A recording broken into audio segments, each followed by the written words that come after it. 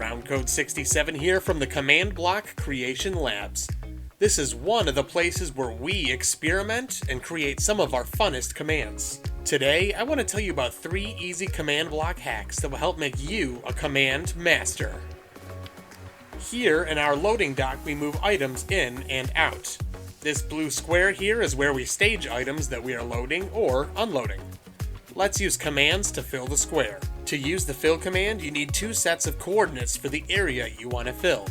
Your coordinates can be found on the upper left corner of your screen, right there, if you have them activated. You can find that toggle in your game settings, show coordinates.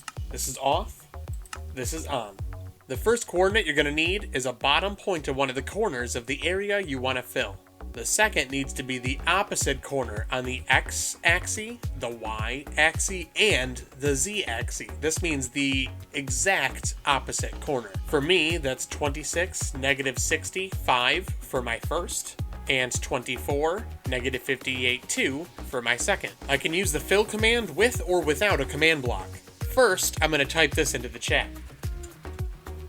So I'm going to do /fill 26 -60, 5, and I'm going to do 24, -58, 2. I'm going to do oak planks, and I'm going to replace. If I replace it, it doesn't break any blocks and leave anything laying around, whereas if I were to destroy, it would break the blocks present. It's air right now, so it doesn't really matter, but I like to use replace because it's cleaner. So now by hitting this, I have filled up the blue square with a mound of oak planks. I can replace those blocks with any other block I want just by editing that command that I already used. If I wanted to erase them, I could replace them with air. It'll just continue to replace those same blocks within those coordinates with what block I put into the command. Using the fill command, I can also pick what specific blocks to replace. For example, if I change the coordinates to be larger, so let's say 27, -64, and then let's do 23, -55, 1, which is larger. It's a larger area than what I just filled in by, I believe, 1 block on every axis. And let's say I want to replace it with red wool, but I just want to target the oak blocks. I can put replace, and then I can specify that I want to do the oak planks. So now, when I run this, instead of replacing the entire bigger area that I put, it's only going to replace the oak planks within that area. Bam. See? I actually left some out just to show you that it won't target anything outside, just within, and only that specific block. You can also create drawbridge doors and other moving things by erasing the blocks where they are and loading them into a new position. Like this easy redstone switch that alternates which commands are loaded and which aren't. Each chain just erases where the blocks currently are loaded by loading in air to those blocks, and then loading the blocks that were there, the oak planks, into a different set of coordinates. Then you flip the switch, it replaces the place where the blocks are with air, and then it loads the blocks in to a different set of coordinates. I made a working Frogger game using hundreds of fill commands. It's that useful. The next command hack is something that Java Edition doesn't have yet. It's the ability to turn on flight in survival mode without mods or downloads.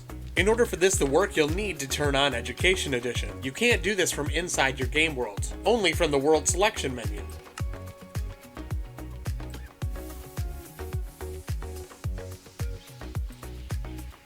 Or in the world creation menu, if you're starting a new world. Once you have Education Edition on, just do /ability, do @s to target yourself and only yourself, may fly, true.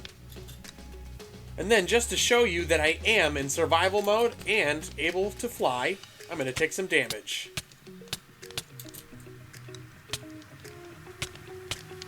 Last is probably the most versatile and most complicated command, the execute command.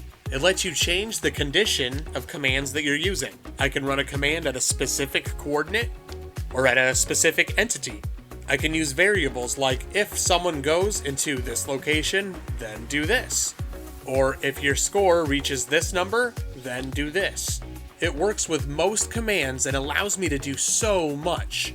Anything from creating crazy weapons to making a side-scrolling Mario game. This is how I make most of my videos. For example, my most recent video for a build battle used the execute command to make a teleportation system.